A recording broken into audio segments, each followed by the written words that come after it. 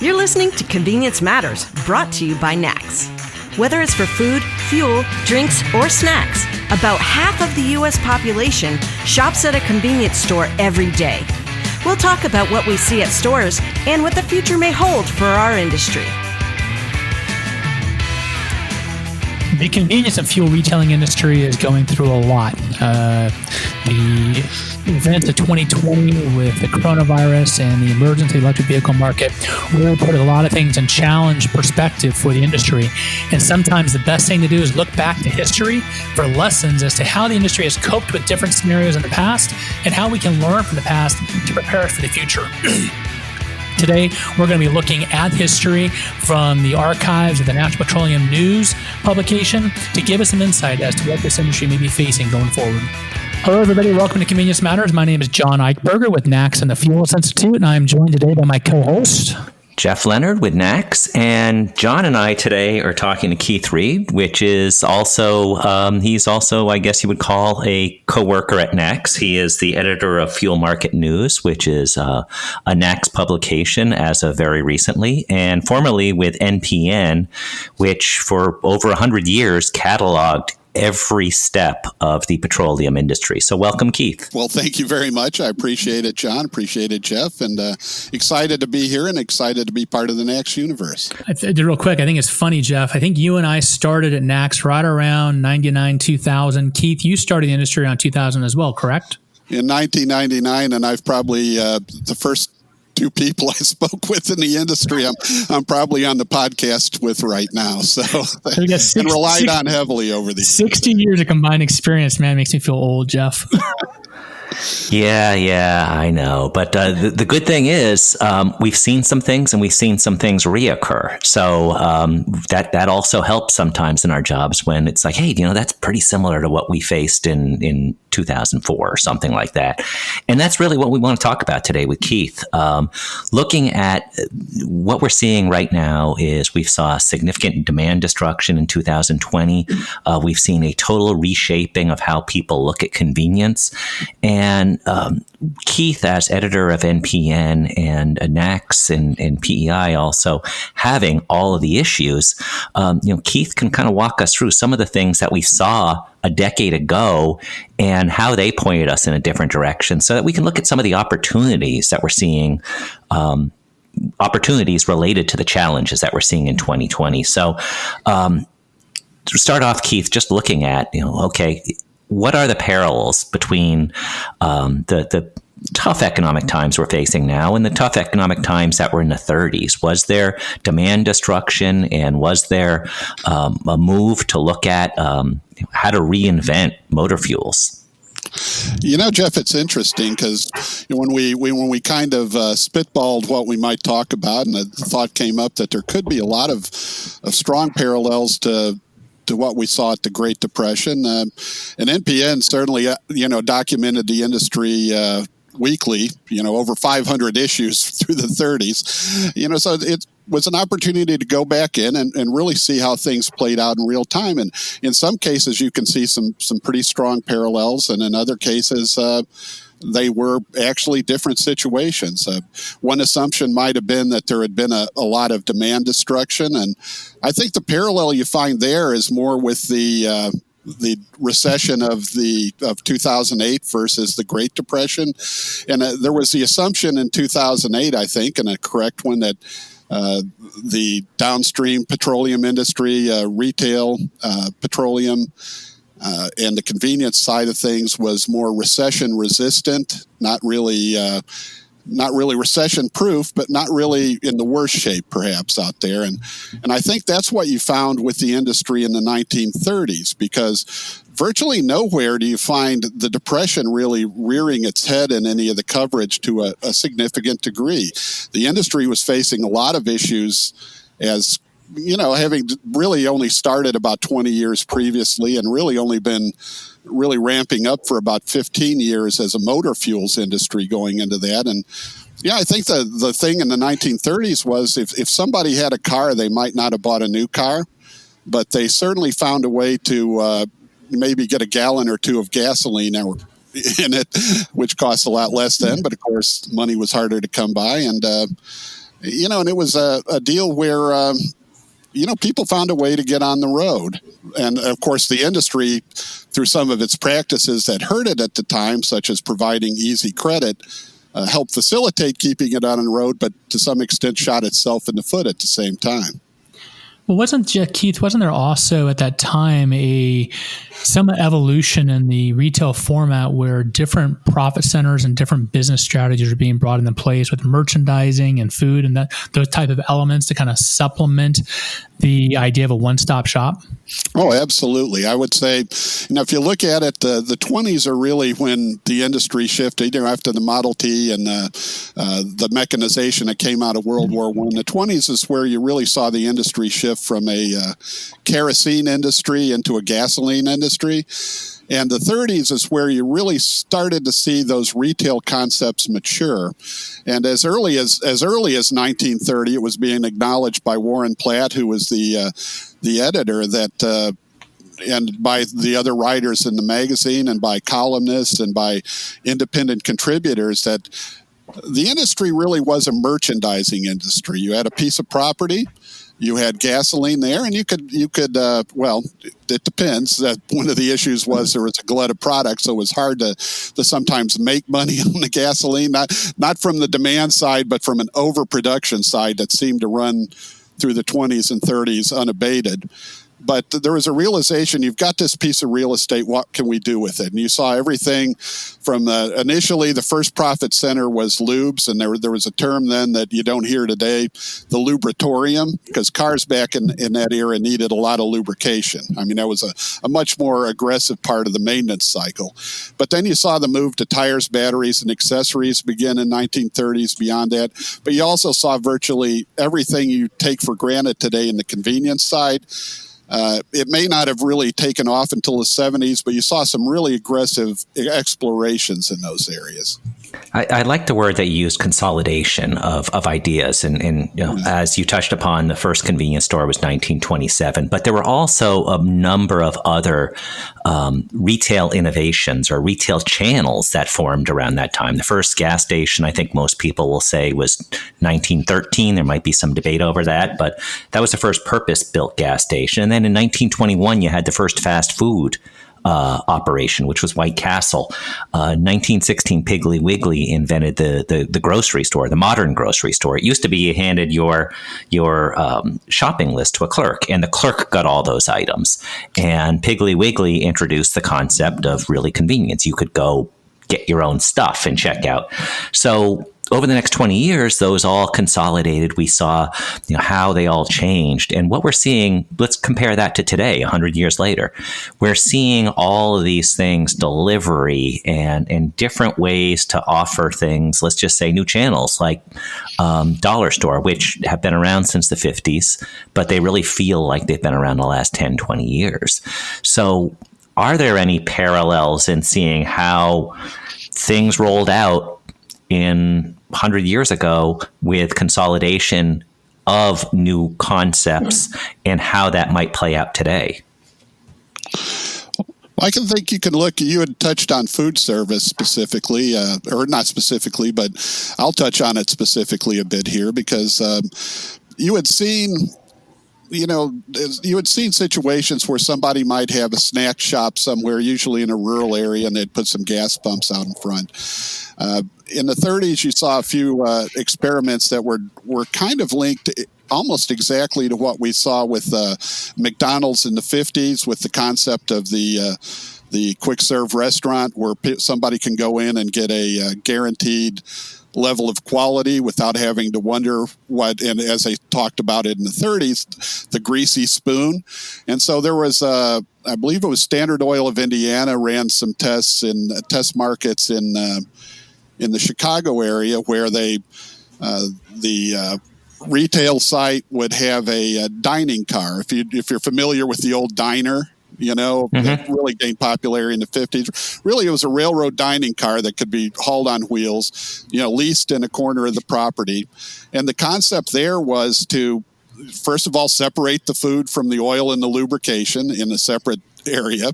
And then, but also to explore the idea of offering motorists, and this was talked about specifically in one of the articles, to offer the motorist a consistent expectation of quality when they went to a branded site and they wanted to get food. And, some of the issues, food, which have been solved today to a great extent, the food brand, on an oil site, will that work? Will people, that's been solved today. They were exploring those ideas then. And it really is interesting to see that, something that,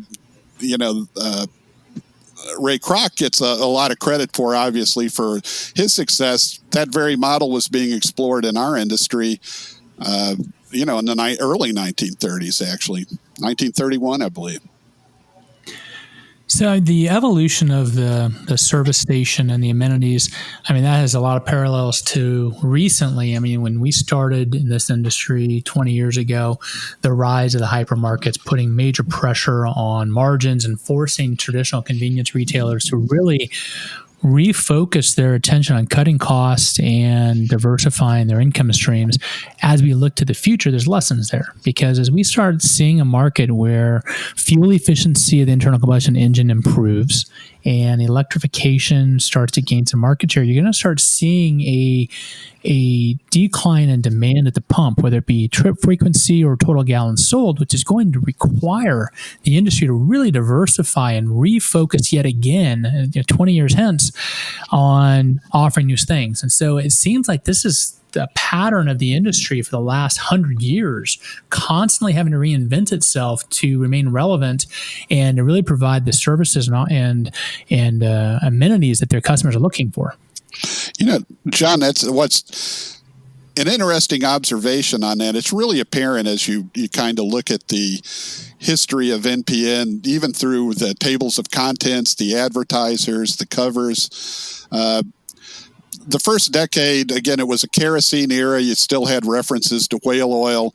As soon as the automobile hit in, how much was that a gallon, by the way? By the pound. Leaded or unleaded? I don't know by the gallon, but I can certainly find it out. It's in the first issue of the magazine. It tracked summer blend or winter blend. I have all kinds of questions, but I interrupted. I'm sorry. No. But that's what you see. It's as soon as the 20s and 30s hit, the initial focus, the independent oil market, was small independent refiners. It was very much upstream. As soon as the automobile took off, it became very much a merchandising focused magazine. You still had solid coverage of the oil markets, through the years. The supply dynamics. We still cover that today in FMN, where you're looking at, obviously, the cost of a gallon of gasoline is an important thing for all your considerations. But you really saw the focus almost immediately become about the site, the merchandising, the accessory opportunities, and you increasingly saw the coverage shift to where, by the end of the 30s, it was at least 50% on the merchandising side, versus, being maybe 20 or 30% at the start, it's really interesting to see, especially if you move out of the 30s and move through the generations, to see how the industry, as John mentioned, hypermarkets. When I first came in the industry, that was a big deal. John, we talked about that a lot. Jeff, we did too, I believe. But if you look back through the archives, you can see there was a similar hypermarket, air quote, scare in the 1960s. So it's really fascinating to see that. And the merchandising opportunity, I've seen contemporary sites based around fireworks sales. Today there was a concept somebody actually ran in the 30s, and I don't think it took off. It's not uncommon today to see a motel with a gasoline station, a convenience store located nearby. There was a concept tried in the 30s where the gasoline station and lubrication service facility was actually strongly incorporated into the entire hotel site. It wasn't just set off in a corner. It was part of the entire concept, where they were trying to see if, maybe that would be the combination and hook that we can need to both maximize the fuel side of thing as well as maximize our other profit center opportunities. Looking back in this, real quick. I mean, it looks like in the 30s, we started providing, you think back to the old images of the gas station, full service, check your oil, check your tire pressure, clean your windshields, fill up your tank and all that stuff. And then we moved into the self-serve where don't talk to me. Just let me put my credit card in the machine. I don't want anybody around me. Just let me do my thing, get on my way. But as we start moving into a market where fuel consumption may be waning slowly over time, it's going to take a long time, but there's a lot of discussion within the industry about resuscitating that car care dynamic. And, car wash and vacuum services and those type of things for the customer who's driving a vehicle that may not need as much fuel. They still want to take care of their car. And so it's interesting to see this kind of full circle. It's almost like a Seinfeld episode where everything comes back around to the beginning again, and you start reimagining what the convenience store might be offering in the next 10 to 15 years. It could be reflective very much on the heyday of the 30s to 60s time frame of the gas station. Yeah, that's the universal lesson. What's old is new again, is if you wanted to talk service opportunities, for example, and they're, you're seeing that in some of these boutique urban fuelers that'll go out and actually fuel people's cars so they don't, in an urban area. Oh, yeah. Boost, for example, just did an article on them not too long ago. Super high degree of service, to some extent promoted or subsidized in that battle by their employer. But you go back to the service opportunities, you can see, and you could probably talk for 4 hours on the service station attendant, the uniforms, the the requirements that these associates had to have to provide the top level of service to the customer.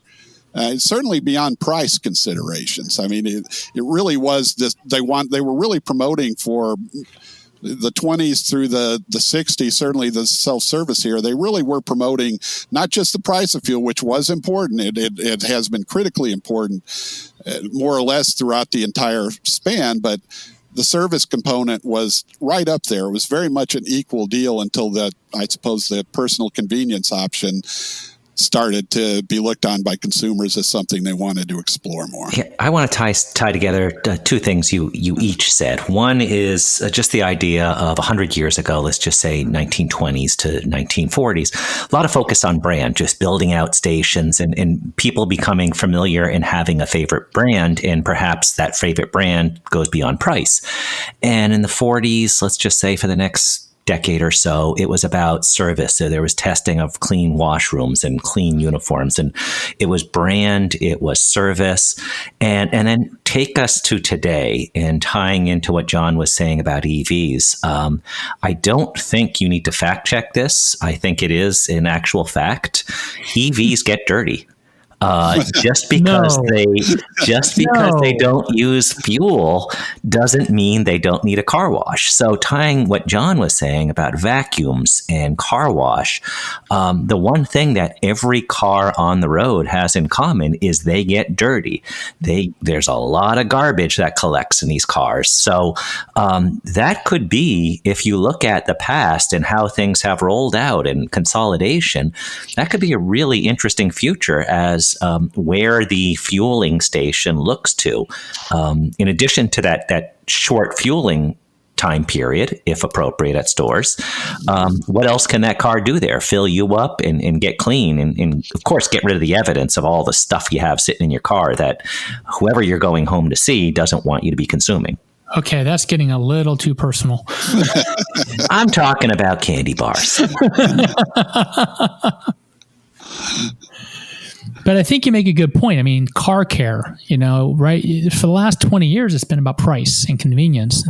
And we may be moving into a new era where that complete car care offer for electric vehicles, for internal combustion engine vehicles, for ride sharing, ride hailing companies and services. I mean, that's going to become so much more potentially critical to distinguishing yourself from your competitors that it could really open up a whole new opportunity. No, those things are I think one lesson though from the 30s to keep in mind though is it's got to pay the bills too, and you have to be very specific. They were a lot of the explorations they were doing at the time were explorations. They worked in some markets, and this is basic stuff, but worked in some markets, not in others. And one of the explorations, Jeff had touched on the importance of the brand earlier at that time. There was one exploration I came across a gentleman who fully understood the need to merchandise your sites, wrote an editorial and it wasn't just him. He had seen heard about an experiment of this along the lines where the site was trying to offer, everybody appreciates brand. If you're selling soda pop, there's numerous brands of soda. Why not carry them all? Give the consumer what they want. And quality of fuel was an issue then, and the major brands had a certain quality. And this gets back to the point John just raised. The major brands had a quality perspective, the premium perspective.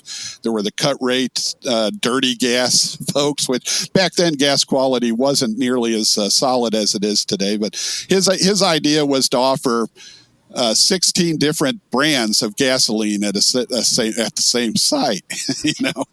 You could go in and get Gulf. You could get Shell. You could. I think he missed the point that I think once you were getting a premium brand, you probably were satisfied with any of them. But that was one exploration that didn't take off, even though to him at the time it seemed like it made an awful lot of sense. But I think what it did was it reinforced an important lesson to our industry. We sell convenience. We sell time. Right. We sell, I don't mean this dismissively, I mean this positively. We sell the idea that you don't really have to think. Right. You can just get it and we solved your problem. I'm reading a biography of Harry Truman now, and one of the quotes he's credited with saying is, "There is nothing new in the world except the history you don't know." And what's fascinating about him also is he wasn't very good at a whole bunch of jobs until he was president. And it reminds me of some parallels between Lincoln, who also wasn't very good at a lot of jobs until he was president. By the way, one of those jobs was working for Wood Brothers, which later became Wawa, but that's a whole other episode. So we can cover that. But I guess my point is both of them were students of history. And they really paid attention to reading and knowing what was going on. So when the current faced them and the future faced them, they had a real deep level of knowledge to know what others did in certain situations. So when we talk about history, we're not just talking about remember the good old days. We're not putting on Glory Days by Springsteen. What we're really looking at is how did people solve problems then, and how does it inform us now? And give you the last parting shot here for today, Keith, because I'd like to have an episode on every year over the last 100 years. We'll settle on just having a general one now. But what do you think is the biggest takeaway from what happened in the 30s that we might want to pay a little bit more attention to now, because it might have that idea that can kind of take our business, somebody's business, to the next level? I think one of the themes is, and I think it's really appropriate today, there's an awful lot going on in the country at the time. There was a lot going on in the world, of course. The economic factors had a severe impact in so many areas, but the biggest issues the industry faced were at the time internal. And I think there was a number of takeaways from that, a number of commentaries that were presented where it's good to look at what's going on. It's good to be reactive when necessary, but you really have to work on getting your own efficiencies up.